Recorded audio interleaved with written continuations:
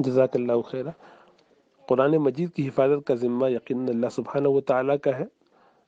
اور اس کی مختلف صورتیں ہیں۔ اصل اس کی صورت تو یہی تھی کہ سینہ بسینہ یہ محفوظ رہے، لوگوں کو یاد رہے، اور امت میں کبھی ایسا وقت نہیں آیا کہ ہمارے پاس حفاظ علماء نہ ہوتے،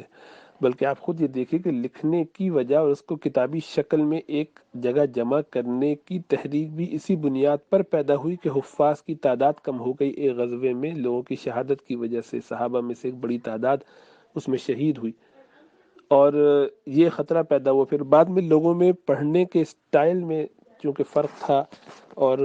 لہجہ بدل رہا تھا، تو اس سب کو محفوظ رکھنے کے لیے، کیونکہ جو اصل چیز سینوں کے ذریعے ایک دوسرے تک پہنچ رہی تھی، نئے نئے لوگ جب آ رہے تھے تو ان تک وہ ایکسیس نہ ہونے کی وجہ سے غلطیوں کا امکان پیدا ہوا، تو مزید اس کی کاپیاں بنائی گئیں اور بہت سی جو ہے وہ ہر بڑے علاقے میں پہنچائی گئی، اور اس میں پھر مزید اس کی جو ہے وہ کاپیز لوگوں کو کر کے دی گئیں۔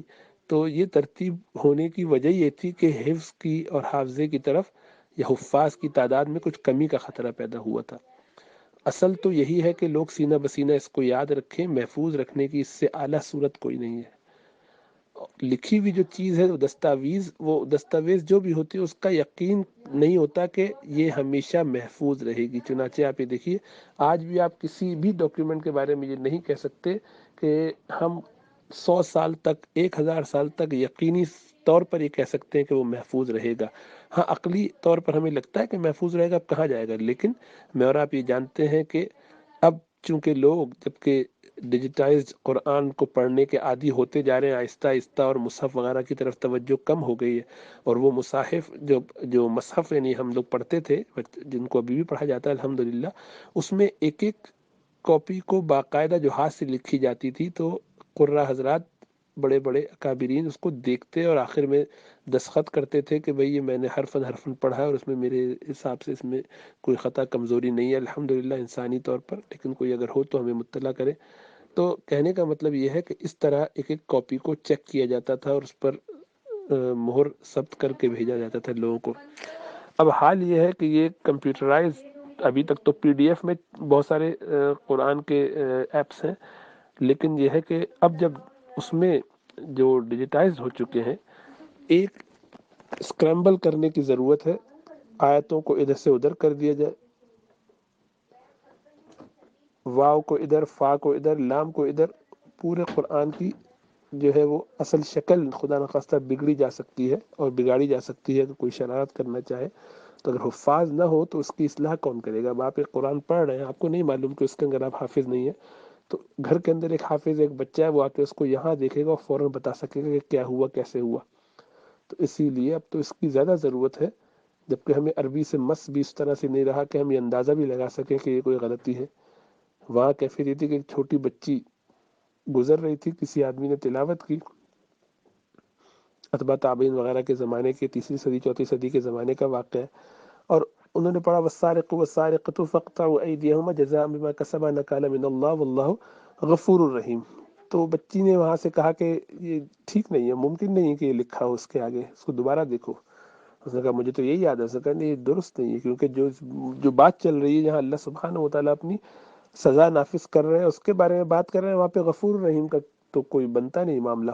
یا تو عزیز الحکیم ہونا چاہیے، اور واقعی وہ عزیز الحکیم تھا، حالانکہ وہ حافظہ نہیں تھی، بچی تھی ایک تو، لیکن جو عربی سے اتنا درک اور اتنا ذوق تھا کہ بات سمجھ میں آتی تھی۔ آج خود عربوں کو اس طرح کا ذوق نہیں رہا ہے، اللہ کہ وہ علماء ہوں، محنت کی ہو۔ تو اس میں اور زیادہ اس بات کی ضرورت ہے کہ ہمارے پاس اتنے حفاظ ہوں کہ وہ اگر کسی جگہ دیکھیں، کسی کے دل میں کوئی اشکال آئے، غلطی آئے، تو وہ بتا سکیں کہ ہاں بھائی نہیں، یہ ٹھیک نہیں ہے، اس طرح سے ہونا چاہیے۔ تو بہرحال قرآن کی حفاظت ہر صدی میں لوگوں کو سینہ بسینہ ہی کرنی ہوگی، یہی ہمیں آگے پہنچانا پڑے گا، کیونکہ اسی کی صرف گارنٹی ہے۔ جو چیز سینوں میں محفوظ رہ جاتی ہے وہی اصل محفوظ رہتی ہے۔ امام غزالی کے بارے میں غالباً یہ ہے کہ کئی سال جب علم کا خزانہ اپنے ساتھ لے کے اور اپنی کتابتیں، جتنی کتابتیں کی تھی، لکھی تھیں، وہ سب کتابیں جمع کر کے اپنے مخطوطات لے کر پہنچے، اور جب ایک اونٹ کے سفر پہ، تو وہاں کوئی غالباً دشمنوں میں سے کوئی ہوگا، بہرحال جو بھی اس نے ڈاکو تھا کیا، اس نے ان کا سارا سامان لوٹا اور اس کو دریا برد کرنے کی کوشش کی، تو یہ گھبرا گئے، پریشان ہو گئے کہ میرا اتنا خزانہ، میرا علم. تو کہا کہ یہ کیا علم ہے کہ جو میں نے اگر ڈبو دیا یا کھو دیا، تم سے چھین لیا تو تمہارے پاس علم ہی نہ رہا، تو یہ کون سا علم ہے؟ تب ان کو اس پہ تنبہ ہوا، انہوں نے پھر وہ ساری کتابیں دوبارہ علم حاصل کر کے ان کو سینے میں محفوظ کیا، اور وہاں سے ترتیب بنی. اور آج بھی ٹریڈیشنل مدارس وغیرہ میں کتابوں، اب تو کچھ کم ہو گیا ہے، لیکن الازہر وغیرہ میں اور بڑے اداروں میں باقاعدہ پوری پوری کتابوں کے متون یاد کرائے جاتے ہیں. تو یہاں سے وہاں تک کتاب یاد کرانے کی وجہ یہ ہوتی ہے کہ وہ کتاب محفوظ رہ جاتی ہے، ورنہ حفاظت کی کوئی اور صورت اب نہیں ہے. لکھی ہوئی چیزیں یہ نظر تو آتا ہے کہ بظاہر ہے، لیکن ان کا غائب کرنا کوئی مشکل کام نہیں رہا. اب جب سے ہم لوگ فون کے عادی ہیں، اگلی جنریشن کے پاس تو کتابوں کا کوئی ایک، یعنی وہ کنڈل پہ ہی ہوگی جو کتاب،